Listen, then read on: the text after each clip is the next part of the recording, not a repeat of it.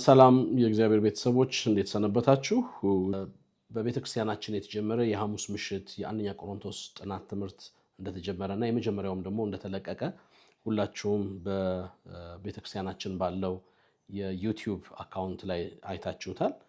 የዛሬውን ከቢሮ ቀረጻ ለማድረግ ወስነናል። ይህ የሆነበት ምክንያት መድረክ ላይ የነበረው አገልግሎት ቀን ቀረጻ ስላልነበረን ይሄ መልእክት እንዳይቋረጥ ብለን ስላሰብን ዛሬ ከዚህ ቢሮ ይሄንን መልእክት ለማስተላለፍ እንሞክራለን።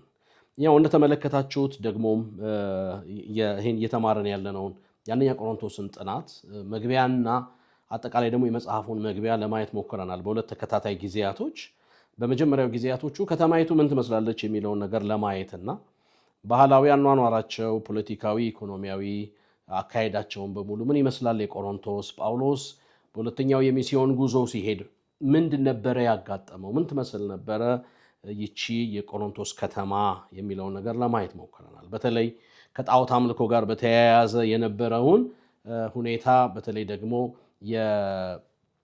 የጣዖት አምልኮውን ከፍትወት ጋር በተያያዘ የባዕድ አምልኮ ይፈጸም እንደነበረ ሰዎች በዛ ቦታ ላይ ስርዓት አምልኳቸውን አፍሮዳይተስ ለተባለች ጣዖት ይመለክ ወይም የፍቅር አምላክ ለተባለች መስዋዕት እያደረጉ ስጋቸውን አሳልፈው እየሰጡ በሩካቤ ስጋ አምላካቸውን እናከብራለን ብለው ያስቡ የነበሩ ሰዎች ነበሩ።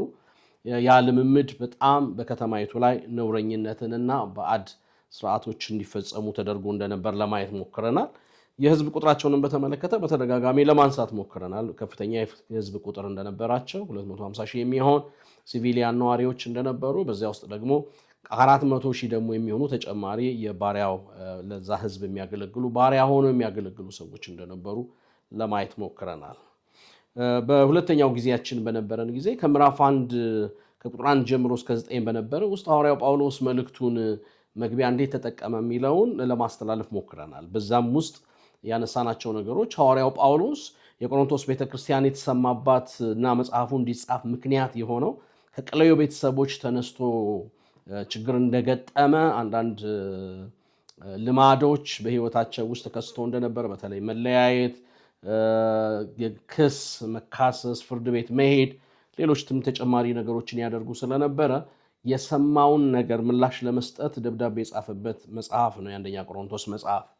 በዚህ በአንደኛ ቆሮንቶስ መጽሐፍ ከምዕራፍ 1 እስከ 9 ግን ይህንን ነገር ጳውሎስ እንደ መግቢያ ሲጠቀም በጣም የሚገርሙ ሐሳቦችን ያነሳ እንደነበረ ተመልክተናል። ለዛውም አንደኛ የተጠራበትን ጥሪ መለኮታዊ ጥሪ እንደሆነ ያነሳል። ሁለት እነሱም ለቅድስና እንደተጠሩ፣ ይሄም ደግሞ አንኮንዲሽናል ግሬስ ወይም ደግሞ አንኮንዲሽናል ኮሊንግ ብለን የምንጠራውን ጥሪ ደርሷቸው እንደነበረ፣ ይሄ መለኮታዊ ጥሪ በህይወታቸው እንደደረሰ በእርግጠኝነት ጳውሎስ እያረጋገጠ ተጠርታችኋል፣ በእግዚአብሔር ተጠርታችኋል፣ የተጠራችሁት ቅዱሳን ለመሆን ነው ብሎ ቅዱስ ሆነው የተጠሩ ምንም እንኳን ባዕድ ነገር እያደረጉ ቢሆን ምንም እንኳን የተለማመዱት ነገር ትንሽ ጠያፍነትና ለክርስቲያን የሚመጥንን ህይወት እንኳን እየኖሩ ባይሆንም ነገር ግን እግዚአብሔር ጽድቃቸውን እንዳወጀ እግዚአብሔር ደህንነታቸውን እንደሰራ በክርስቶስ ኢየሱስ የተሰራው ስራ ዘላለማዊ እንደሆነ ከነሱ ነገር ጋር የተመሰረተ እንዳልሆነ በዚያ ክፍል ላይ ይናገራል። ያ ብቻ አይደለም፣ ደግሞ ለቅድስና ተጠርታችኋል ይላል። ይሄ ደግሞ ይሄ አዳጊ ቅድስና ብለን የምንጠራው ወይም ደግሞ በቲቶ መጽሐፍ ላይ እንደተነገረ ይሄም ጸጋ ዓለማዊ ምኞትንና ኃጢአተኝነትን ክደን የተባረከው ተስፋችንን ያውም የጌታችን የኢየሱስ ክርስቶስን መገለጥ እንድንጠባበቅ ያስተምረናል የሚለውን ሐሳብ ሲያነሳ ለቅድስናም ጭምር እንደጠራቸው በዚሁ በቁጥር 1 እና 2 በግልጽ ይናገራል። በዚህ መሰረት ሐዋርያው ጳውሎስ እያለ ያለው ምንድነው? ዕለታዊ የሆነ የኃጢአት ልምምድ እንኳን ቢኖራቸውም ነገር ግን ከዛ እርኩሰት ከሞላበት ዓለም ውስጥ በክርስቶስ ኢየሱስ ቤዛነትን አግኝታችኋል፣ ተቀድሳችኋል፣ ጸድቃችኋል፣ ከብራችኋል፣ ይሄ ማንነታችሁ ነው እወቁት ብሎ ሲያስተዋውቅ እንመለከታለን። በዛ ውስጥ ያነሳቸው ብዙ ነገሮች አሉት። አንደኛ የሱ ጥሪ፣ ሁለተኛ ደረጃ መለኮታዊ ጥሪ እንደሆነ ከሰው እንዳደለ ሐዋርያነቱ፣ ይህንን ሐዋርያነት ሰዎች በተለይ በሐዋርያ ሥራ ምዕራፍ 4 አልፎም ደግሞ በሁለተኛ ቆሮንቶስም ላይ ተነስቶ ነበር እሱ ሐዋርያ አይደለም የሚል ተቃውሞ ደርሶ ስለነበረ እኔ ከሰው አይደለም እኔ በእግዚአብሔር ጥሪ ነው ሐዋርያ እንደሆነ እግዚአብሔር ይጠራኝ የሚልን ሙግት ሲሞግት እንመለከታለን። እና የትኞቹም ጥሪዎች ከዚህ ክፍል የምንማረው እግዚአብሔር የክርስቲያንን ህይወት በጥሪ ጀምረዋል፣ በጥሪም ያጠናቅቀዋል። ማናችንም ተጠርተን እንጂ ማናችንም ሰርተን ወደ ክርስትና እንዳልመጣን የኛ ጽድቅ የኛ ቅድስና የኛ ጸሎት ለዘላለማዊ ደህንነታችን ያደረገው ምንም አይነት አስተዋጽኦ እንደሌለ ሐዋርያው ጳውሎስ በግልጽ ይናገራል። አሳዳጅ ነበርኩ፣ አንገላታች ነበርኩ፣ ነገር ግን ሐዋርያነትንና ወንጌል ሰባኪነትን እንድሰብክ የሾመኝ እግዚአብሔር ነው፣ ያ ደግሞ ሕይወትና ዓለመጥፋትን ወደ ብርሃን እንዳመጣ ልኮኛል ብሎ በሁለተኛ ጢሞቴዎስ ምዕራፍ 1 ቁጥር 9 ላይ እንደተናገረው ጥሪ ከእግዚአብሔር እንደሆነ ለማየት ተመልክተናል። በዛ ውስጥ ወሳኝ የሆኑ ነገሮችን ብናነሳ ጥሩ ነውና ወደሚቀጥለው ወደ ዛሬው ሐሳቤ እንድገባ በዚህ ውስጥ ወሳኝ የተባሉ ስነ መለኮታዊ ነጥቦች ምን ምንድናቸው እስከ ቁጥር 9 ድረስ ያሉትን ስንል አንደኛ የመጥራት ስነ መለኮት ወይም ደግሞ የእግዚአብሔር ጥሪ ነው። ጌታ ኢየሱስም ወደዚህ ምድር በመጣ ጊዜ እናንት ደካሞች ሸክም የከበደባችሁ ወደ እኔ ኑ እኔ አሳርፋችኋለሁ እንደሚል እግዚአብሔር የሚጣራ አምላክ ነው። ለረፍት የሚጣራ አምላክ ነው። ለመጽናናት የሚጣራ አምላክ ነው። ከጨለማ ወደሚደነቅ ብርሃን ደግሞ የሚጣራ ነው። ጴጥሮስ ይህንን በግልጽ ይነግረናል ምዕራፍ 2 ቁጥር 9 ላይ። ስለዚህ ሐዋርያው ጳውሎስ ለሐዋርያነትም የጠራኝ እሱ ነው፣ እናንተንም ቅዱሳን እንድትሆኑ የጠራችሁ ራሱ እግዚአብሔር ነው ብሎ ይነግረናል። ስለዚህ የክርስቲያን ሕይወት በጥሪ የሚጀመር ሕይወት እንደሆነ ልንገነዘብ ይገባናል። ሁለተኛ በዚህ ክፍል ውስጥ የምናገኘው ጸጋ ተትረፍርፎላችኋል፣ ስለእናንተ ስለተሰጠው ጸጋ እግዚአብሔርን አመሰግናለሁ ይለናል ጳውሎስ በዚሁ ክፍል ላይ። በተለይ ቁጥር 4 ላይ ክርስቶስ ኢየሱስ ስላመናችሁ በተሰጣችሁ በእግዚአብሔር ጸጋ ምክንያት ሁልጊዜ ስለእናንተ አምላክን አመሰግናለሁ። የተሰጠ ጸጋ አለ ብሎ ይናገራል። ይህንን ጸጋ ማንም ላቡን ጠፍ አድርጎ ያመጣው አይደለም፣ እግዚአብሔር በቸርነት የሰጠው ነው። በተለይ ስለ ጸጋ ትርጓሜ ሲነገር የመጽሐፍ ቅዱስ አስተማሪዎች ላልተገባው ሰው የሚሰጥ ነው፣ መስራት ላልቻለ ከሱ ለሆነ ነገር አቅም ላለው ሰው የሚሰጥ ሳይሆን አቅም ለሌለው በራሱ መታመን የማይችል በራሱ መደገፍ የማይችልን ሰው ብቃትን የሚሰጥ አቅም ነው የእግዚአብሔር ጸጋ ማለት። ስለዚህ እግዚአብሔር ጸጋ የእግዚአብሔርን ችሎታ ያሳያል። የእግዚአብሔር ጸጋ የእግዚአብሔርን አቅም ያሳያል። የእግዚአብሔር ጸጋ የእግዚአብሔርን አምላክነትና ጉልበት ያሳያል። እና ብቻውን ይሄን ነገር እንደሰራ ያሳየናል። እና የተሰጣችሁ የእግዚአብሔር ጸጋ አለ ይላል። ይሄ ጸጋ ድነት አግኝተንበታል። ይሄ ጸጋ ጌታ ራሱ እንድናገለግልበት ስጦታ አድርጎ በሐዋርያት ሥራ ምዕራፍ 1 ቆሮንቶስ ምዕራፍ 12 ላይ እንደሚናገረው ጸጋ ስጦታን ለቤተክርስቲያን ሰጥቷል እንደሚል በኤፌሶን 4 ላይ ወደ ላይ በወጣ ጊዜ ምርኮን ማረከ ለሰው ልጆችም ስጦታን ሰጠ እንደሚል የተሰጠ እንደሆነ ጸጋ ስጦታን ይነግረናል። ሌላው ለእድገት ከዚህ በኋላ ላለ ኃጢአትን እምቢ እያሉ ለመሄድ ልዩነታቸውን እየፈቱ ለመሄድ ለእውነተኛ ክርስቲያናዊ ሕይወት ክርስቶስን እየመሰሉ ለመኖር ይሄ ጸጋ እንደተሰጠ በዚህ ክፍል ውስጥ ለማየት እንሞክራለን። ጨብጥ ላይ ሲይዛቸው የሚፈልገው ይሄ ነው። ሌላው ሶስተኛው አስተምሮ የቤተክርስቲያንን አስተምሮ በዚህ ክፍል ውስጥ ያነሳል። ቤተክርስቲያን የእግዚአብሔር ቤተክርስቲያን ይላል መጽሐፍ ቅዱስ በዚሁ ክፍል ላይ ስለ ቆሮንቶስ የሚያነሳው ነገር እሱ ነው። በእግዚአብሔር ፈቃድ የኢየሱስ ክርስቶስ ሐዋርያ ሊሆን የተጠራ ጳውሎስ ወንድሙም ሶስቴስ በቆሮንቶስ ላለች ለእግዚአብሔር ቤተክርስቲያን ይላል። ሁለት ነገር እናገኛለን። አንድ ቤተክርስቲያን የጳውሎስ አይደለች ይትከላት እንጂ፣ ቤተክርስቲያን የአጵሎስ አይደለችም ይትከላት እንጂ፣ የጴጥሮስ አይደለችም እንዲጠብቅ እረኛ አድርጎ ለጴጥሮስ ይሰጠው እንጂ፣ ቤተክርስቲያን የእግዚአብሔር የራሱ ናት። ለዚህ ነው የኔ ናት የሚለው በሐዋርያት ሥራ ምዕራፍ 20 ላይ ቁጥር 28 በሚሊጢን ደሴት ላይ የኤፌሶንን ሽማግሌዎች ጠርቶ በመከራቸው ጊዜ በገዛ ደግሞ የዋጃትን የእግዚአብሔርን ቤተክርስቲያን ትጠብቋት ዘንድ እናንተን ጳጳሳት አድርጎ ለሾመውና ለመንጋው ተጠንቀቁ ይላል። ስለዚህ ቤተክርስቲያን የማንም አይደለችም። ቤተክርስቲያን የእግዚአብሔር መሆኗን አጽንኦት ሰጥቶ ሐዋርያው ጳውሎስ ይህንን ነገር ይነግራታል።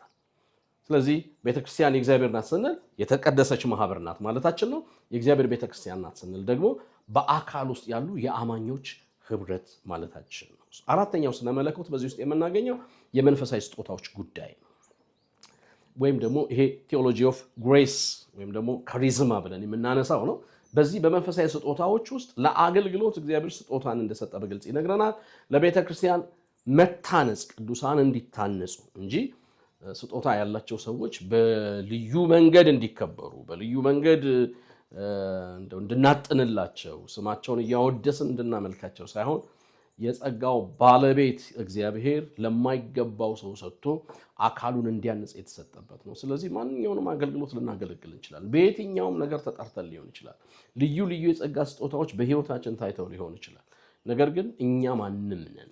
እግዚአብሔር ለማይገባን አቅም ስለሌለን አካሉን እንድናንጽ ከውዳቂ ስፍራ አንስቶን አካሉን እንድናገለግል የሰጠን የሱ ችሎታ የሱ ብቃት ነው የሱ አቅም እንጂ ፈጽሞ ከኛ የሆነ ነገር እንዳልሆነ መጽሐፍ ቅዱስ ይናገራል። ለዚህ እንደ ምስክር የሐዋርያው ጳውሎስን ምሳሌ ላንሳ። ሐዋርያ ሥራ ምዕራፍ 13 እና 14 ላይ የመጀመሪያውን ሚስዮናዊ ጉዞ ወደ ደቡብ ገላትያ በሄደ ጊዜ የመጀመሪያው ታርጌት ያደረጋቸው ከተማዎች እነ ልስጥራንን ነበር እና ልስጥራን በደረሰ ጊዜ ረጅም ዓመት ሽባ የነበረ ሰው ነበር። ያ ሽባ ሰው ተተረተረ፣ ዳነ። ለዚህ ምድር ጉድ አለች። ከዛ በኋላ አማልክት ከሰማይ ወርደዋል ብለው ሊያጥኑላቸው አበባ አዘጋጅተው ሊያመልኳቸው መጡ። ከኛ እንደሆነ ስለምን ትቆጥራላችሁ? በፍጹም ይሄንን እንዳታደርጉት ብለው ልብሳቸውን እየቀደዱ ይላል መጽሐፍ ቅዱስ። እንደ እብድ ልብሳቸውን እየቀደዱ እንዳታደርጉ፣ እኛ እንደናንተ ሰዎች ነን። ይሄ በጸሎታችን ብዛት የመጣ አይደለም፣ እግዚአብሔርን ስለመፍራታችን የመጣው አይደለም። የናዝሬቱ ኢየሱስን እግዚአብሔር አከበረው ይላል። ክብር ለእግዚአብሔር ይሁን። ስለዚህ ስጦታው ለአገልግሎት፣ አካልን ለማነጽ፣ በመጨረሻ ደግሞ በሚሆነው ነገር እግዚአብሔር እንዲከብር እንደሆነ በግልጽ ሐዋርያው ጳውሎስ ይህንን ያነሳል። ምክንያቱም ይህንን በኋላ ምዕራፍ 12 ላይ ሊያነሳው ስለሚችል አጀንዳው ነገር መንገድ እያጠቀሰ እንዳለ ያሳየናል። ሌላው የጽናት አስተምህሮ ነው። ክርስትና በእግዚአብሔር ይጀመራል፣ መጽናታችንም በእግዚአብሔር ነው።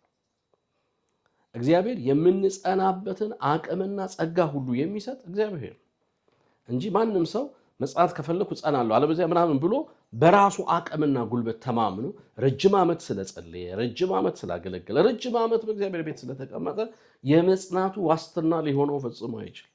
የመጽናትንም አቅም የሚሰጥ እግዚአብሔር፣ እስራኤልን ከግብፅ ምድር ያወጣ እግዚአብሔር በምድረ በዳ ውስጥ አሻግሮ ከነዓን ለማድረስ ስተው ስላልተሳሳቱ፣ ስላላመፁ፣ ችግር ስላልገጠማቸው ምናምን አይደለም። በፍጹም መዓት ችግሮች አይደለም፣ ግን በጸጋው እየደገፈ ለተስፋቸው ፍጻሜ እንዲደርሱ ያደረገ እግዚአብሔር ነው። ለዚህ ነው ይሁዳ የምንጸናበትን ጸጋ ይላል፣ ወይም ለሚያጸናችሁ ቃል አደራ አሳልፌ እሰጣችኋለሁ ይላል። ስለዚህ እግዚአብሔር የሚያጸና አምላክ እንደሆነ ነገ ፍርሃት እንዳይኖረን፣ እስት ይሆን ወይ ወድቅ ይሆን ወይ የሆነ ነገር ይገጥመኝ ይሆን ወይ የሆነ መሰናክሎች በህይወታችን እንደ ቆሮንቶስ ቤተክርስቲያን ቢያጋጥመን እንደው የመጽናት ችግር ቢኖር ጥርጣሬ ቢኖር እንደው ምን የሚል ይመስላል ሲል መጽሐፍ ቅዱስ የሚነግረን አንድ ነገር ነው። እግዚአብሔር መጽናናት የምንችልበትና መጽናት የምንችልበትን ጸጋ የሚሰጥ እንደሆነ በዚሁ ክፍል ላይ እሱ ራሱ ያጸናችኋል የሚል ቃል እናገኛለን። ስድስተኛ ላይ የዳግም ምጽአት ተስፋን ወይም አስተምህሮ ያነሳል። ይሄ ደግሞ የምትጸኑት ጌታችን ኢየሱስ ክርስቶስ እስኪገለጥ ድረስ ባለው ጊዜ ውስጥ ነው ብሎ ይነግረናል። እንዲህ ይለናል። ቁጥር 8 ላይ ላንብብላችሁ። እርሱ ደግሞ በጌታችን በኢየሱስ ክርስቶስ ቀን ያለ ነቀፋ ትሆኑ ዘንድ እስከ ፍጻሜ ድረስ ያጸናችኋል። ስለዚህ ምን እያደረገ? እያጠበን፣ እያነጻን ለክብር ሁሉ የሚያበቃ እግዚአብሔር ነው። የኛ አቅም ይሄን አያደርግም። እግዚአብሔር ግን ጸጋ አለው። እኛን የሚያጸናበት አቅም አለው። እኛን የሚያጸናበት ተስፋ አለው። እግዚአብሔር የተባረከ ይሁን። ሌላው የመጨረሻው ወሳኝ በዚህ ክፍል ውስጥ የምናገኘው የክርስቶስን ማዕከላዊነት ወይም ደግሞ the center of Christ ነው። የኢየሱስ ክርስቶስ የክርስትና ትልቁ ማዕከል ክርስቶስ ነው። ከክርስቶስ ውጪ የሆነ ምንም አይነት የክርስትና ማዕከል ፈጽሞ የለም።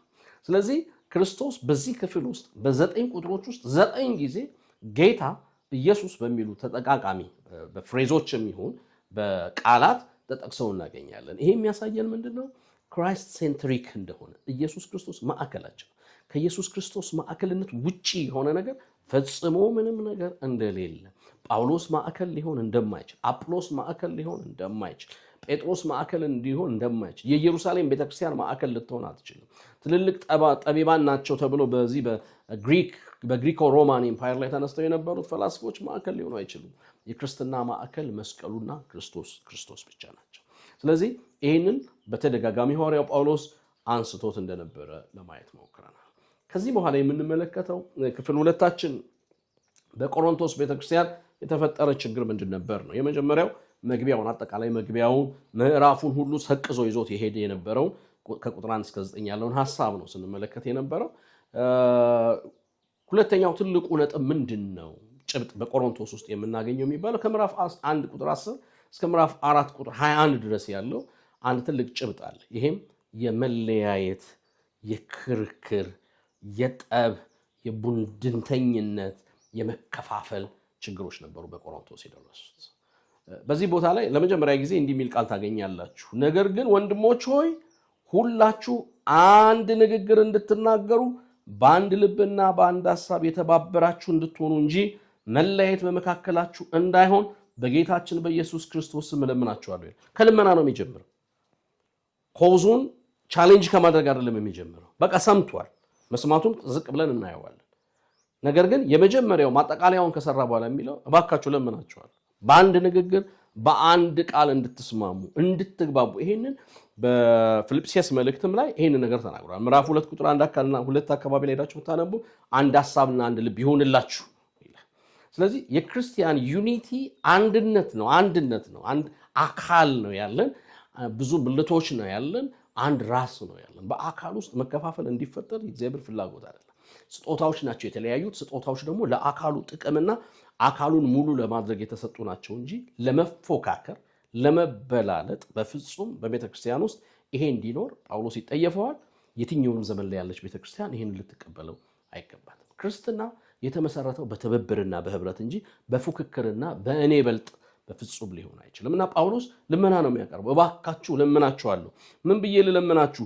አንድ ሐሳብ ይኖራችሁ፣ አንድ ልብ ይኖራችሁ ብዬ ለምናችኋለሁ ብሎ ጳውሎስ ልመናው ሲገባ፣ ለምን አንድ ልብ አልነበራቸው? አንዳንዶች ልባቸው ጳውሎስ ላይ ነው ያለው፣ ያንዳንዶች ልብ ያለው አጵሎስ ላይ ነው፣ ያንዳንዶች ልብ ያለው የኬፋ ላይ ነው፣ አውራ ሐዋርያ ነው ብለው ስለሚያስቡ፣ አንዳንዶች ደግሞ በጣም ልዩ መንፈሳውያን ነን፣ ሌሎች ሁሉ አያስፈልጉንም የሚሉ ደግሞ ክርስቶሳውያን ነን የሚሉ ደግሞ ሰዎች ስለነበሩ በአንድ ሐሳብ እንድትስማሙ ይሄ ልመናዬ ነው ይልና እንዲህ ይላቸዋል። ወንድሞች ሆይ በመካከላችሁ ክርክር እንዳለ ስለእናንተ የቅሌ ቤተሰቦች አስታውቀውኛል ይላል። ሰምቻለሁ። እግረ መንገድ እንደው ብናገር ደስ ይለኛል።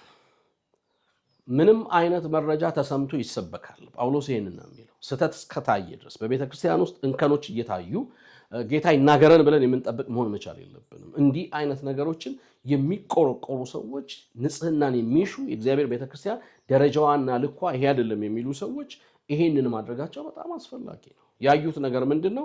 እንዳስቀመጥከው አይደለም ጳውሎስ፣ ጉባኤው ተበታትኖልሃል፣ ተከፋፍሎልሃል። እናንተ ስታገለግሉ በዚህ መንገድ ለፉክክር እንዳላገለግላችሁ እናውቃለን። ነገር ግን አሁን አንተ ዞር ስትል የገጠመን ቻሌንጅ ይሄ ነው። ምን ሆኗል? መከፋፈል አለ ይላል። የነበረው የመከፋፈል ሁኔታ በጣም ክርክር የበዛበት፣ በጣም ጠብ ያለበት፣ ጠብ የለሽ በዳቦ ማለት ነው። በጣም ክርክር ያለው ድንጋይ አንስቶ የመወራወርን ያህል ኃይለኝነት ነበር። በፍጹም ደምስሩ ቆሞ እኔ ጳውሎስ ነኝ ብሎ የሚነጋገርበት የክርክር ቶኑ አጵሎስን ፈጽሞ ስም በማጥፋት ፈጽሞ እንደማይበቃ መቁጠር፣ ፈጽሞ በጣም ዲስግሬስ በማድረግ መናገር የተለመደ ነበር በግሩፑ መካከል። እነ ጳውሎስ ሰፈር ግን እሱ የለም። ጳውሎስና አጵሎስ ጋር የለም። እነሱን ብለው ግን የሚጣሉ ሰዎች እንደነበሩ በግልጽ ይነግረናል። እንዲህ ነው የሚለው፣ እንዲያው ወንድሞች ሆይ በመካከላችሁ ክርክር እንዳለና ሰምቻለሁ ይላል። የክርክር ሁኔታ ምን ይመስላል? ጮሆ የሚከራከሩ ሰዎች፣ ስም በማጥፋት የሚከራከሩ ሰዎች፣ አንዳንዶች በጣም ኢሞሽናል ሆነው ጠረጴዛ እየደበደቡ በፍጹም የእኛ ነው እውነት የእኛ ቡድን ነው ልክ የሚሉ ሰዎች ያሉበት፣ ሌሎቹ ደግሞ ስለሌላው መልካም መናገር አቅም ሲያጣቸው አንዳንድ ሰዎች ይተናነቃቸዋል። ስለምንም ነገር አንስቶ አንዱ ወንድሙን አንስቶ መልካም ነገሩን ከማውራት ይልቅ እንከኑ ድካሙ በቃ ምናምኑን አንስቶ ሌላውን በማዋረድ የሚመጣ ክብር ያለው ይመስላል። በፍጹም ክብር በዛ ውስጥ የለም። ክብር ያለው ሌላውን በመቀበልና በማክበር ውስጥ ያለ መክበር ነው ያለው። ስለዚህ በቡድን የተከፋፈለ ክርክሮች በጣም ጦፈው እንደነበረ ያነሳል። እንዲያውም የክርክራቸው ምክንያት ምንድን ነው? እኔ ጳውሎስ ነኝ፣ እኔስ የአጵሎስ ነኝ፣ እኔስ የኬፋ ነኝ የሚል ክርክሮች ናቸው። መቼም ከሰዓት አንጻር እነዚህን ምዕራፎች በሙሉ ስለምንዳስስ እንደው ምን ግን ብሎ መለሰ የሚለው ነገር አንዱን እንደው ገደል አድርገን ብንሄድ ጥሩ ነው። ምን ይላል ጳውሎስ? ጎሽ እናንተ እኔን መተፎዛችሁ ወይም ደግሞ እኔን መለበላችሁ መደግፋችሁ ከኔ ጎን መቆማችሁ በጣም አስፈላጊ ነው። ምክንያቱም ብዙ ዋጋ ከፍያለሁ፣ ብዙ መከራ ተቀብያለሁ ቢል ጳውሎስ ይችላል።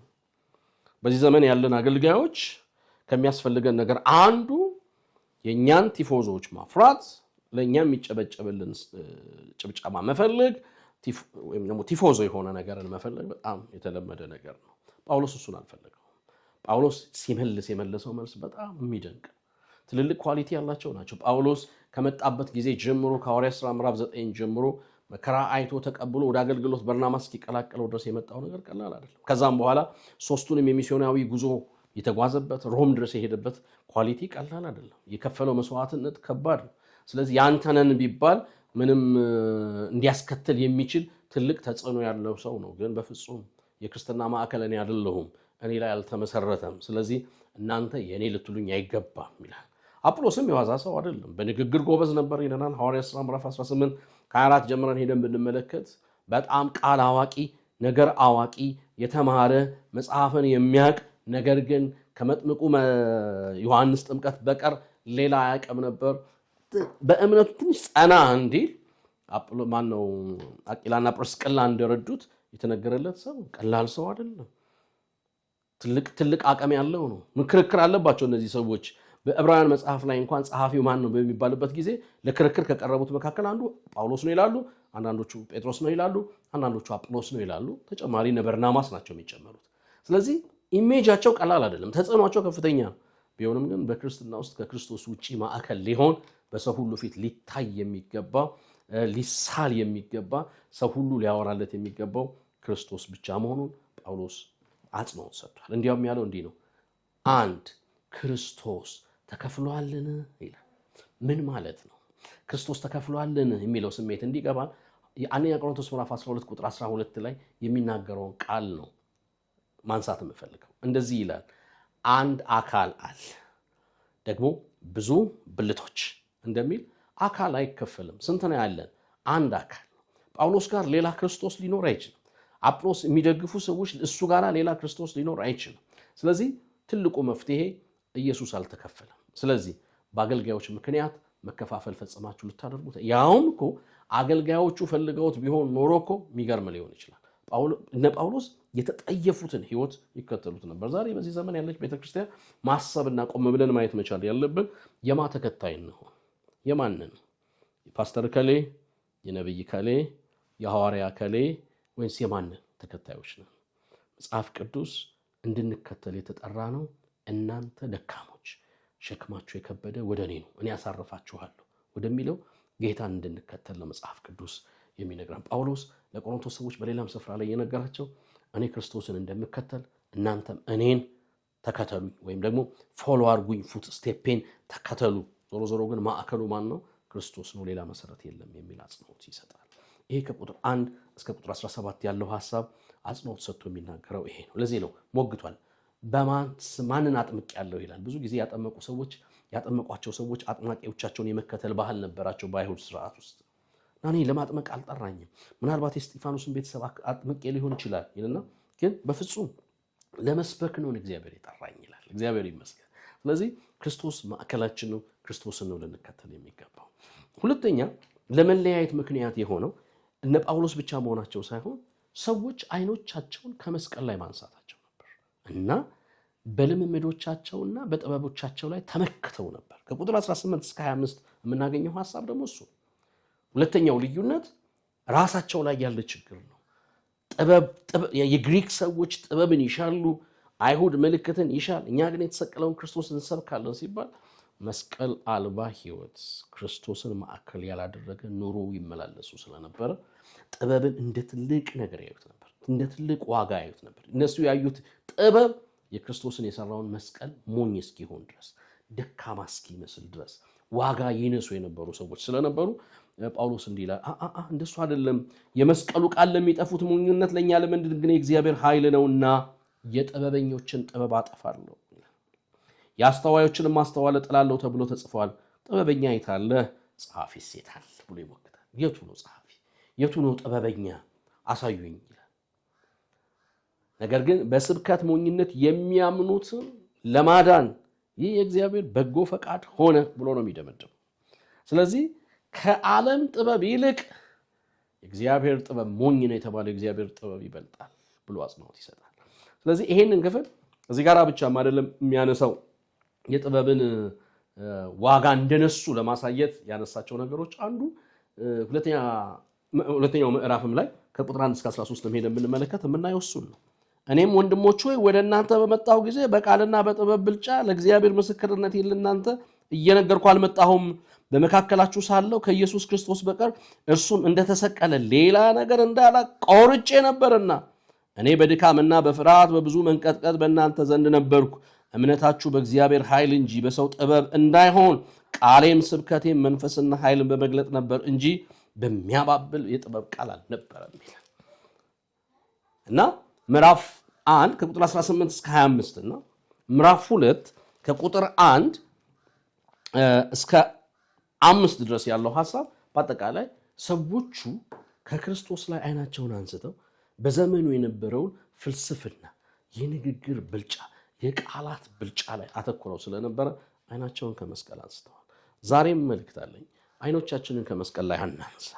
የህይወታችን ማዕከል ክርስቶስ ነው። ምንም አይነት ነገር ከክርስቶስ ውጪ ሊያስደንቀን፣ ሊያስደምመን፣ ሊያስገርመን የሚገባ ነገር ፈጽሞ የለም። ኢየሱስ ክርስቶስ በድካም ሞቶ በኃይል የተነሳ ጌታ አለን። ያ ብቻ አይደለም፣ እኛንም ደግሞ በኃይል ከሙታን ደግሞ እንደሚያስነሳ ተስፋ የሰጠ ጌታ ነው።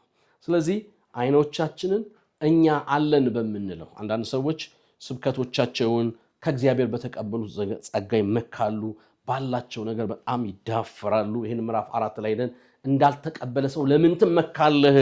ተቀብለህስ ከሆነ ምንድነው የኩራት ምክንያት ብሎ ሲወቅስ እንመለከታለን። እና ጸጋ አያስመካም፣ ስጦታ አያስመካም፣ ጥሩ ነው ለአካል መታነጽ። ነገር ግን እኛን እቡይ ልብ እንዲኖረን ፈጽሞ አይረዳንም። የሚረዳን አንድ ነገር ነው፣ ለትሑታን ጸጋን ይሰጣል ተብሎ እንደተጻፈ አይኖቻችንን በእግዚአብሔር ላይ አድርገን እግዚአብሔር ጸጋ ስላበዛልን እሱ ላይ መታመን፣ በሱ መደገፍ በጣም ወሳኝና ዋና ነገር እንደሆነ ይሄ ክፍል ያስረዳናል። ለዚህ ነው ይሞግታል፣ ኢየሱስ ክርስቶስን ማዕከል እንዲያደርጉ የሚያነሳበት ክፍል ነው። ሶስተኛ ለመለያየታቸው ወይም ደግሞ አንድነታቸውን እንዳይጠብቁ ከከለከላቸው ነገር አንዱ ከቁጥር 26 በኋላ ደግሞ ያለው ሐሳብ እሱ ሐሳብ ትናንትን የመርሳት አባዜ ነበረባቸው። ለዚህ ነው ሰዎች የተነሱበትን የመጡበትን እግዚአብሔር ተሸክሞ ያደረሰበትን ነገር ፈጽሞ ይዘነጉታል። ጳውሎስ ለመሆኑ ረሳችሁት ወይ እንዴት እንደመጣችሁ ይላቸው። መመካት ጀምሩ። አሁን ከብረዋላ፣ አሁን ተሽለዋላ፣ አሁን በቅተዋላ፣ አሁን ሰው ሆነዋላ። እንደዚህ ይላቸው፣ ወንድሞች ሆይ መጠራታችሁን ተመልከቱ። እንደ ሰው ጥበበኞች ሆኑ ብዙዎች፣ ኃያላን የነበሩ ብዙዎች፣ ባላባቶች የሆኑ ብዙዎች አልተጠሩም። ነገር ግን እግዚአብሔር ጥበበኛውን እንዲያሳፍር የዓለምን ሞኝ ነገር መረጠ ይላል። እንዴት እንደተጠራው ረሳኸው? ምናልባት እነዚህ ሰዎች አንዳንዶቹ ከፍቅር አምላክ ከአፍሮዳይተስ ሰፈር ተጠርተው ሊሆን ይችላል። አንዳንዶች የግሪክ ፍልስፍና በሚነገርበት ቦታ ላይ ቆመው የሰውን ንግግር ብቻ እያደነቁ ይኖሩ የነበሩ ሰዎች ሊሆኑ ይችላል። አንዳንዶች ከባዕድ አምልኮ ውስጥ በከፋ ሁኔታ ውስጥ ከሰይጣን አገዛዝ ውስጥ የመጡ ሰዎች ሊሆኑ ይችላል። መርሳት የለብንም። በዚያ ዘመን አፍሮዳይተስ ብትመለከም ከአፍሮዳይተስ በስተጀርባ የሚሰራ አለቃ መንፈስ አለ። ከጣዖት አምልኮ በስተጀርባ የሚሰራ የአጋንንት አሰራር አለ። ለባዕድ አገልግሎት ራሳቸውን ባሪያ አድርገው የነበሩ ሰዎች ናቸው። በኤፌሶን መጽሐፍ እንደሚናገረው በፊት በአየር ላይ ለሚሰራው አለቃ መንፈስ ፈቃድ ተመላለሳችሁባቸው ይላል። ስለዚህ ሰው ሁሉ ከባርነት በታች የነበሩ ረሱት፣ ነፃ ወጡ፣ በክርስቶስ ረሱት። ስለዚህ አይኖቻቸውን ከመስቀል ላይ ማንሳት ጀመሩ። እናንተን ረሳችሁት? እግዚአብሔር እኮ ሲመርጣችሁ የተሻሉ ሰዎች እኮ ነበሩ፣ ጥበበኛ የተባሉ የተሻሉ ነበሩ። እጃቸው ላይ ወልዝ የነበረ ሀብት የነበረ ብልጽግና የነበረ፣ ነገር ግን እነሱን አልጠራም። ታዲያ ማንን ጠራ? ብርቱን ያሳፍር ዘንድ ደካማውን፣ ጥበበኛውን ያሳፍር ዘንድ የዓለምን ምን ነገር ሞኝ ነገር መረጠ ይላል። ብርቱ ነገርን እንዲያሳፍር እግዚአብሔር የዓለምን ደካማ ነገር መረጠ ይላል።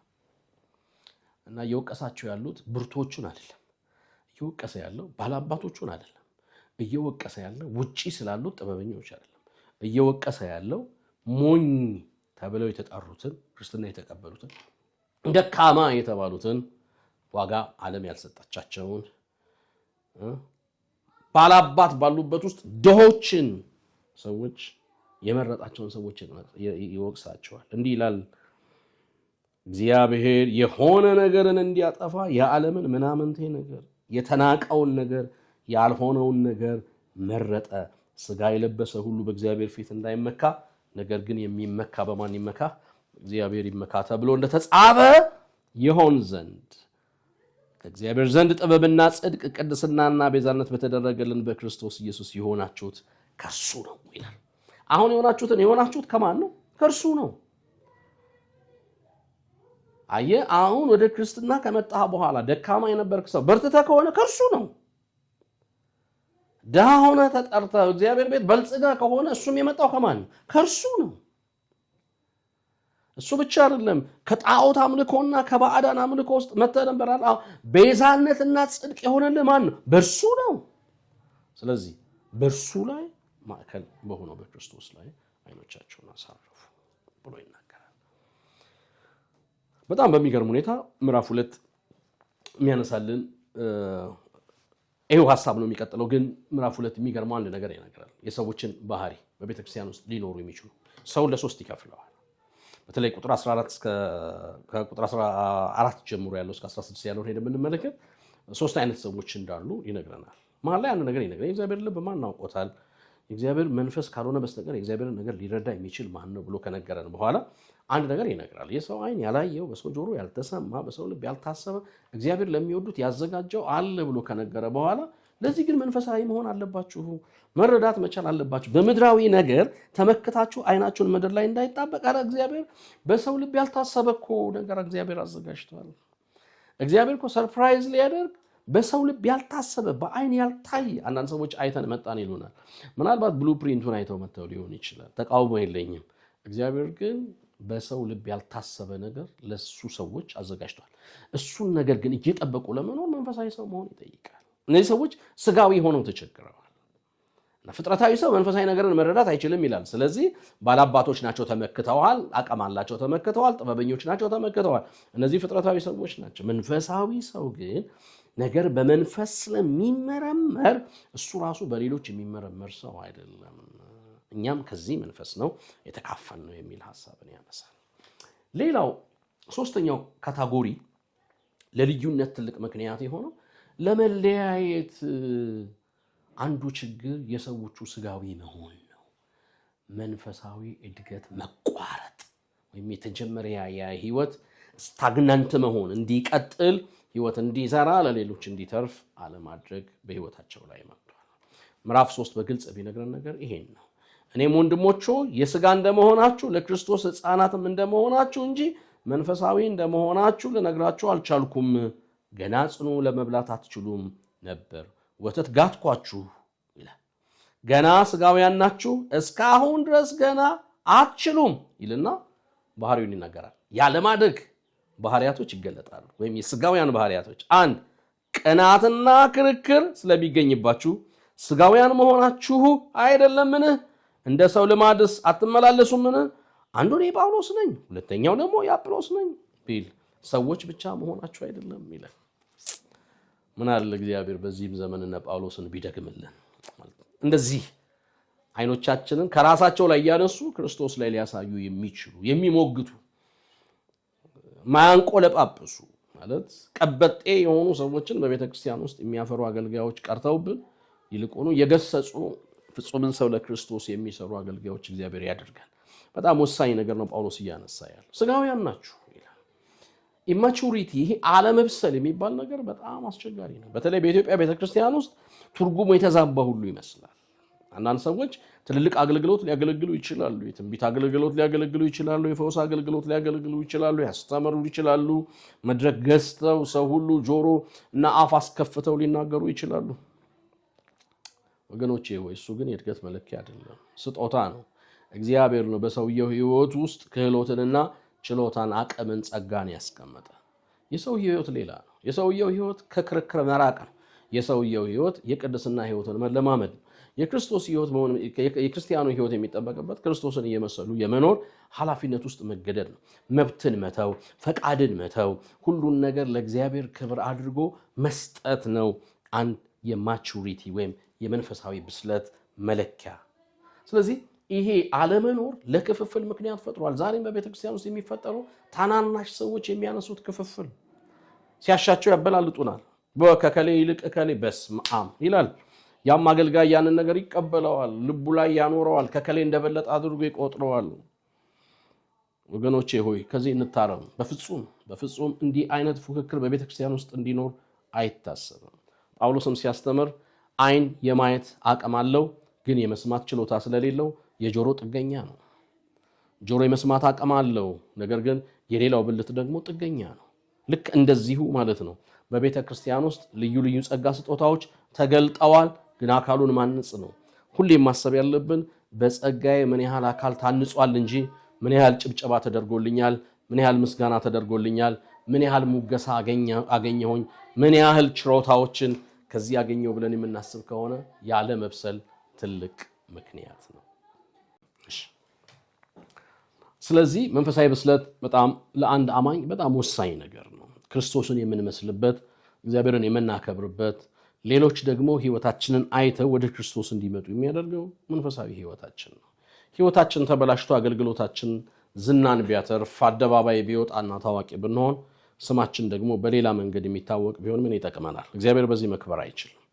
ኪሳችን ሊዳብር ይችላል፣ ገቢዎች ልናገኝ እንችላለን፣ ታዋቂ ልንሆን እንችላለን፣ ብዙ ተከታይ ልናፈራ እንችላለን፣ ግን ለክርስቶስ ደቀ መዝሙር ማፍራት አንችልም። ስለዚህ እውነተኛ መንፈሳዊ ብስለት መታጣት በቆሮንቶስ ውስጥ ከፍተኛ ችግር ገጥሟቸዋል። አለመብሰላቸው ራሳቸውን እንኳን እንዳያውቁ ማን እንደሆኑ እግዚአብሔር በእነሱ ህይወት ውስጥ የሰራውን ስራ እንዳያስተውሉ አድርጓቸዋል። ለምሳሌ ማንሳት እንችላለን። በዚሁ በምዕራፍ 3 ላይ እንደዚህ ይላቸዋል። አጵሎስ እንግዲህ ምንድነው? ጳውሎስስ ምንድነው? በእነርሱ እጅ ያመናችሁ አገልጋዮች ናቸው። አንዳንዳቸውም ጌታ እንደሰጣቸው ያገለግላሉ። እኔ ተከልኩ፣ አጵሎስም አጠጣ፣ ነገር ግን እግዚአብሔር ያሳድግ ነበር። እንግዲያስ የሚያሳድግ እግዚአብሔር እንጂ የሚተክል ቢሆን ወይም የሚያጠጣም ቢሆን አንዳች አይደለም። የሚተክልና የሚያጠጣ አንድ ናቸው። ነገር ግን እያንዳንዱን እንደ ራሱ ድካም መጠን የራሱን ደሞዝ ይቀበላል። የእግዚአብሔር እርሻ ናችሁ፣ የእግዚአብሔር ሕንፃ ናችሁ፣ ከእርሱ ጋር አብረን የምንሰራ ይላል። የመጀመሪያው ያስረገጠላቸው ያለው ምዕራፍ 1 ላይ የነበረውን ሐሳብ ከቁጥር 10 ጀምሮ የተነሳውን፣ ቀጥሎም ከምዕራፍ 3 ላይ ከቁጥር 1 ጀምሮ እስከ 5 ያለውን ጠቅለል ሲያደርገው እኛ ማንን ይላል። አጥጪዎች ነን፣ ተካዮች ነን። ፔሪድ። እግዚአብሔር ባያሳድግ መትከላችን በሙሉ ፋይዳ የለውም ብሎ ነው መጽሐፍ የሚናገር። ፋይዳ የለውም፣ የሚያሳድግ እግዚአብሔር ነው ብሎ መጽሐፍ ይነግራል።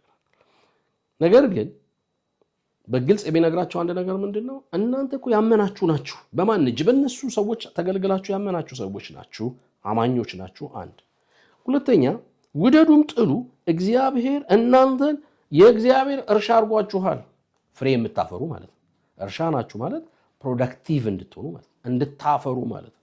ሰሞኑን አንድ ቦታ አንድ የጌታን ቃል አካፍል ነበር። ኢሳይያስ ምዕራፍ 5 ላይ ወዳጄ በወይን ቦታ ላይ ተክል ነበረው ብሎ ይናገራል። ሁለት ነገር ነው የሚናገረው። አንደኛ ፍሬያማ ኮረብታ አለው፣ ሁለተኛ ደግሞ ምርጥ ዘር ተከለበት ይላል። ሁለቱም ጊቭን ናቸው። እግዚአብሔር ያዘጋጃቸው ቦታዎች፣ እግዚአብሔር ያዘጋጀው ዘር ነው። ዓለም ማፍራት አይችልም፣ ግን እስራኤል አላፈራችም ብሎ መጽሐፍ ቅዱስ ይናገራል። ስለዚህ አለመብሰል፣ ፍሬ አልባነት እንዳንሆን የእግዚአብሔር እርሻ ስለሆንን እግዚአብሔር ደግሞ ይህንን እርሻ ፍሬያማ እንዲሆን ፍሬ እንድናፈራለት እውነተኛ እርሻነታችንን ማሳየት እግዚአብሔር ይፈልጋል። የእግዚአብሔር ቃል በላያችን ላይ ፍሬ እንዲያፈራ፣ ለዚህ ነው ጌታ ኢየሱስ ክርስቶስም በማቴዎስ ወንጌል ምዕራፍ 8 ላይ ተናገረው። ዘሪ ዘርን ሊዘራ ወጣ ይልና መልካም ፍሬ ያፈራው መልካም ልብ ላይ የተዘራው ነው፣ በሙሉ ልብና በደስታ የተቀበሉ ይላል። ስለዚህ የእግዚአብሔርን ቃል በሙሉ ልብ መቀበል ለብስለት ወሳኝነት አለው። እርሻ ናችሁ፣ ሁለተኛ ሕንፃ ናችሁ ይላል። ሕንፃ ማለት የማዕዘን ራስ ድንጋዩ ክርስቶስን በእርሱ የተያያዙ ውበቱን፣ ግርማውን በቃ ሕንፃ ነው፣ ውበት አለው የሚባለውን ነገር አግሉቶ ለማሳየትና ክርስቶስ የዚህ ሕንፃ ደግሞ ኮርነርስቶን እንደሆነ የምናሳይ ሰዎች ነን። እርስ በርስ ነው የምትገጣጠሙት ይላል። አንዱ ድንጋይ ከአንዱ ድንጋይ ጋር እየተገነባ ጴጥሮስ ምን ብሎ ይናገራል? የእግዚአብሔር ሕያዋን ድንጋዮች ናችሁና ለእግዚአብሔር ቤት ሆናችሁ እርስ በርሳችሁ ትሰራላችሁ ይላል። ስለዚህ ሕንፃ ናችሁ ሲል እርስ በርስ ተገነባብተን የምንሰራ ነን። እንጂ አጉል የሆንን እንድንሆን መጽሐፍ ቅዱስ ይሄንን አይመክርምና አይደንቲቲያችሁን ወቁ ይላል። በዚሁ ክፍል ላይ ሌላው አይደንቲቲ የሚነግራቸው ቅዱሳን ናችሁ ብቻም ሳይሆን የመንፈስ ቅዱስ ማደሪያ ናችሁ ብሎ ይነግረናል። ቁጥር 16 የእግዚአብሔር ቤተ መቅደስ እንደሆናችሁ የእግዚአብሔር መንፈስ እንዲኖርባችሁ አታውቁምን ይላል። ሶስተኛው እሱ ቤት ነን፣ ሕያዋን ቤት ነን፣ ለእግዚአብሔር ቤት ሆነን የምንሰራ መኖሪያው ልንሆን የተሰራ እግዚአብሔር እጅ በሰራው መቅደስ ውስጥ አይኖርም። የሚኖረው በክርስቶስ ኢየሱስ በተዋጁ በቅዱሳን ሕይወትና በቅዱሳን ማህበር ውስጥ ነው። ስለዚህ አታውቁም ወይ? ማንም የእግዚአብሔርን ቤተ መቅደስ ቢያፈርስ እግዚአብሔር እርሱን ያፈርሰዋል፣ የእግዚአብሔር ቤተ መቅደስ ቅዱስ ነውና ያውም እናንተ ናችሁ ይላል። ስለዚህ ይህንን አይደንቲቲያቸውን ሁሉ አለመብሰላቸው፣ መንፈሳዊ እድገት በሕይወታቸው አለመታየቱ ማንነታቸውን እንዲረሱት አድርጓል። ዛሬም መልእክት አለኝ ለምትሰሙኝ ወገኖቼ በሙሉ። እግዚአብሔር እንድናድግ ይፈልጋል። ስናድግ እግዚአብሔርን እናውቃለን፣ ስናድግ ራሳችንን እናውቃለን። ስናድግ የእግዚአብሔርን ክብር እናውቃለን፣ ስናድግ በእግዚአብሔር እንዴት እንደከበርንና እግዚአብሔር እንዴት እንዳወጣን እንድናውቅ ይረዳናል። ስለዚህ በሚገባ ከእግዚአብሔር ጋር ህብረት ለማድረግ እግዚአብሔር ጋር በእግዚአብሔር ቃል በጸሎት ህብረት እንድናደርግ ያስፈልገናል። ለቆሮንቶስ ቤተክርስቲያን መከፋፈል አንዱ ኮዝ ይሄ ስለነበረ ነው። የመጨረሻው በዚህ ክፍል ሁለታችን ውስጥ በመለያየት ውስጥ የምናነሳው ከምዕራፍ 4 ጀምሮ ያለው ሐሳብ። ምዕራፍ 4 ዋናው አርጊውመንት ወይም የሙግቱ ችግር ልክ ቅድም አጵሎስነን የኬፋነን ምናምን እንዳሉት ሁሉ ተባብረው ደግሞ አንድ ነገር ብለዋል። አይ ጳውሎስ ሐዋርያ አይደለም የሚሉ ደግሞ ቡድኖች በከፍተኛ ሁኔታ ተነስተው ነበር። ይህንን ለማለት ምንም አይነት ማንዴት አልነበራቸው። ምክንያቱም በሐዋርያት ሥራ ምዕራፍ 18 ላይ ለመጀመሪያም ጊዜ ያገኛቸው ወንጌል የነገራቸው ወደ ብርሃን ያመጣቸው ጳውሎስ ነው። ነገር ግን ይህን ልምምድ ለማስቀጠል ሐሰተኛ ወንድሞች ተገኝተው ስለነበረ የጳውሎስን ስም የሚያጠፉ ሰዎች ነበሩ እና ጳውሎስ በቃ ሌላ ጥቅም እንደሚፈልግ የሆነ ነገር እንደሚፈልግ በተለይ የቆሮንቶስ ቤተክርስቲያን በመስጠት ሂደት ውስጥ ደካማ ስለነበረች በጣም ጳውሎስን ለማጠልጠል በጣም ሞክረው ነበር። ጳውሎስ ግን እንዲህ ነው የሚለው፣ እንዲሁ ሰው ሁሉ እኛን እንደ ክርስቶስ ሎሌዎችና እንደ እግዚአብሔር ምስጢር መጋቢዎች ቁጠራን ይላል። የመጨረሻው አምስተኛው ነጥባችን የእነዚህ ሰዎች የመለያየት ምክንያት የአገልጋዮችን ሚናን አለመረዳት ነው እና ትልቁ ችግራችን አሁንም በዚህም ዘመን የአገልጋይ ሚና ምን እንደሆነ ይጠፋናል። አንዳንድ ጊዜ የእግዚአብሔርን ቦታ ሁሉ እናስይዛለን። እሱ ቃል ያውጣ እንጂ ቃል ካወጣልኝ የእግዚአብሔር ሰው የሆነ ነገር ሆናለሁ ብለው ያስባሉ። አገልጋዮች አገልጋይ ብቻ ናቸው። አገልጋዮች ደጋግ መጋቢዎች ናቸው። አገልጋዮች የእግዚአብሔርን እውነትና የእግዚአብሔርን መርህ የሚያስጠብቁ ለእድገታቸው የሚሰሩ ሰዎች ናቸው እንጂ በምንም ተአምር በእናንተ ህይወት ውስጥ ወሳኝ ያሉትን ሲፈልግ በርህን እዘጋብሃለሁ በርህን እከፍትልሃለሁ በሚለው እንደ ልባቸው እነሱን ባለስልጣን የሆኑበት በእናንተ ህይወት ውስጥ ማንም የለም። የእናንተ የህይወታችሁ ባለቤት እግዚአብሔር ብቻ ነው። ክብር ለእግዚአብሔር ይሁን። ስለዚህ ይሄንን ሊያስከብሩ የሚመጡ ናቸውና አገልጋዮች ኃላፊነታቸውና ሚናቸውን ሰዎቹ አይረዱም ነበር። በምዕራፍ 3 ከቁጥር 10 ጀምሮ የተናገረውን እኛ ወደ እውነት እንድትመጡ እንድታምኑ ያደረግን የተከልን ያጠጣንን በቃ ከዚህ ውጪ የለም።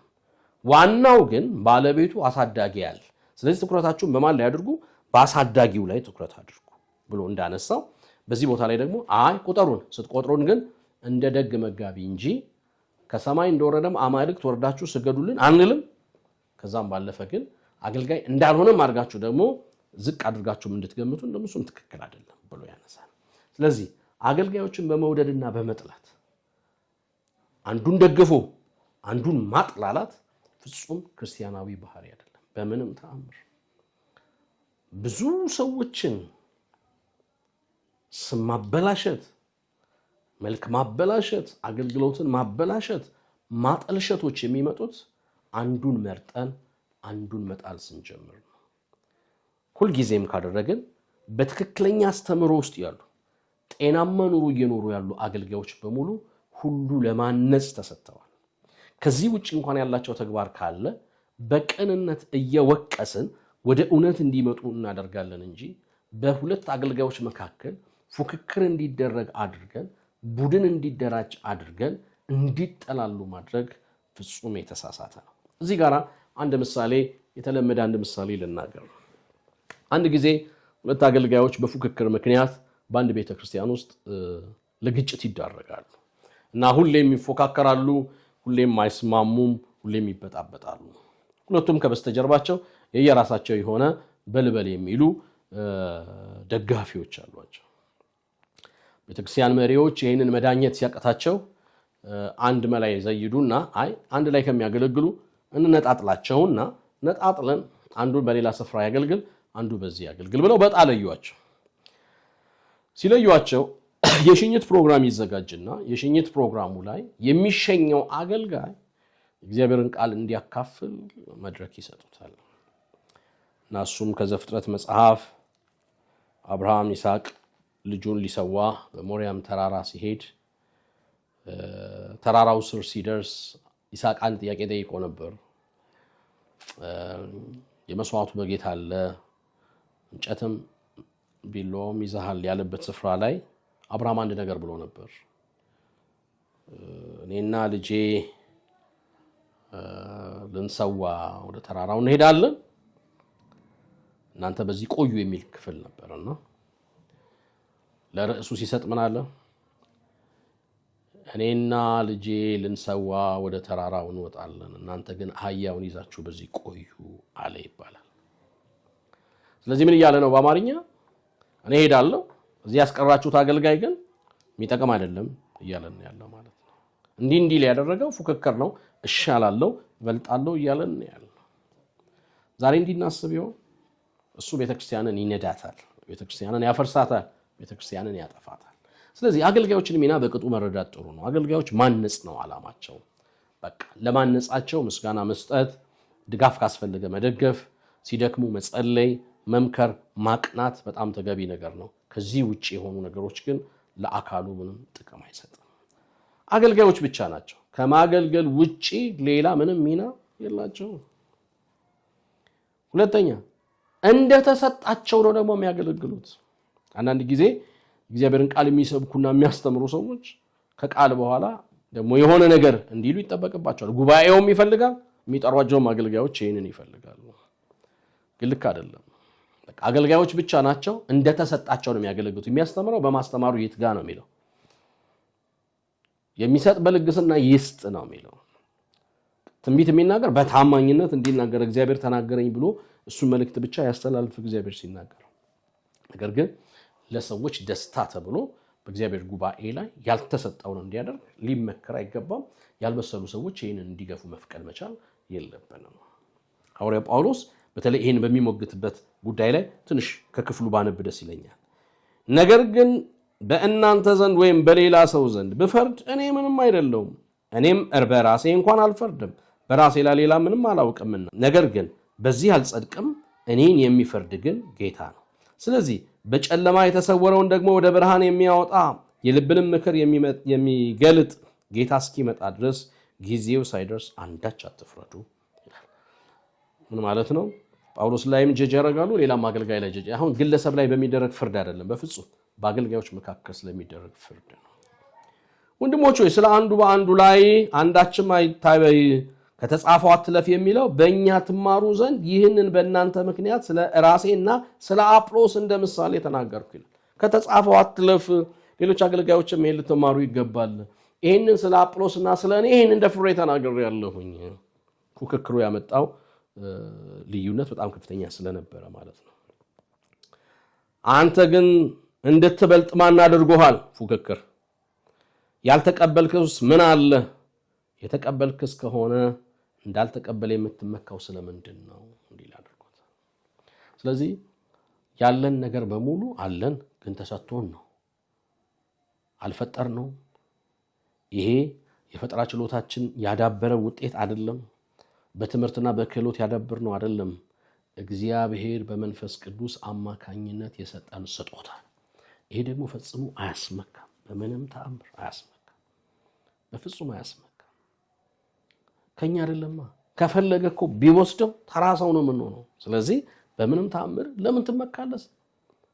የራስህ ሆኖ ቢሆን ኖሮ ጥሩ፣ ተቀብለህ ከሆነ እንዴት ትመካለህ ብሎ ሙግት ሲገጥም እናያለን። በአጠቃላይ እስከ ምዕራፍ 4 ቁጥር 21 ድረስ ያለው ሐሳብ ልዩነትና የልዩነት ምክንያቶች ጳውሎስ ግን ለልዩነቶቹ የሰጠው ምላሽ ምንድነው?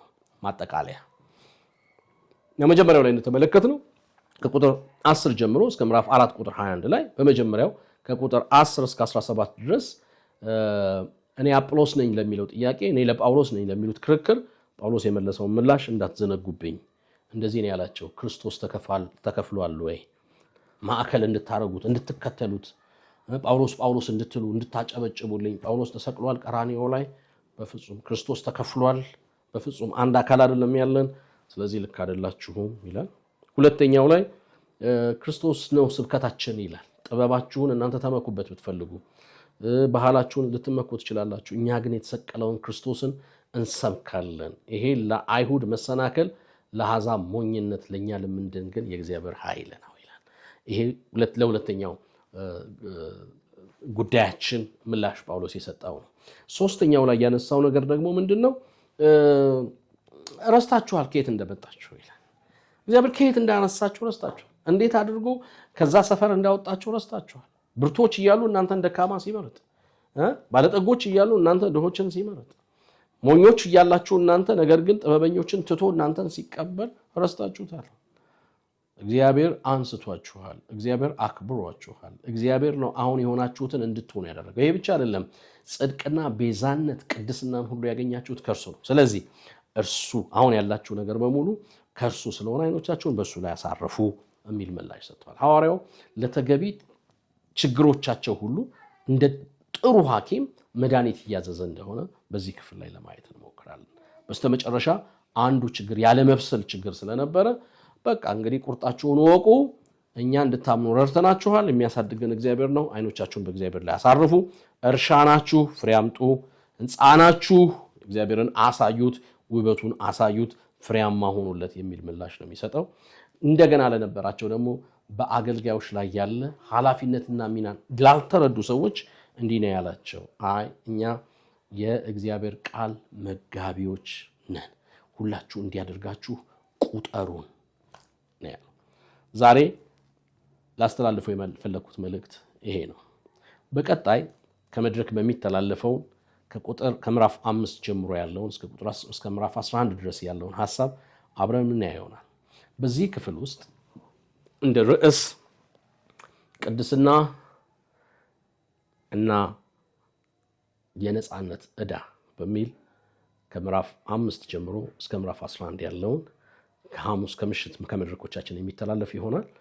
ተባረኩ። በዚህ አጋጣሚ ይህ የኢትዮጵያ መድኃኔዓለም ተሐድሶ ቤተክርስቲያን የዩቲዩብ ቻናል ነው። ስለዚህ ይህን ቻናል ሰብስክራይብ አድርጉት ለሰዎች ሁሉ እንዲደርስ ልዩ ልዩ ዝማሬዎችን ልዩ ልዩ ትምህርቶችን አልፎም ደግሞ የእሁድ መድረክ ስብከቶቻችንን በዚህ እናስተላልፋለን። ስለዚህ በሀገር ውስጥና በዓለም አቀፍ አገራት ሁሉ ያላችሁ የኛ ወንድሞች ወገኖች ክርስቲያን የሆናችሁ በሙሉ መልእክቶቻችንን እንድትጠቀሙ ስንል ጥሪ እናቀርባለን። እግዚአብሔር ሁላችሁንም ይባርክ። ተባረኩ።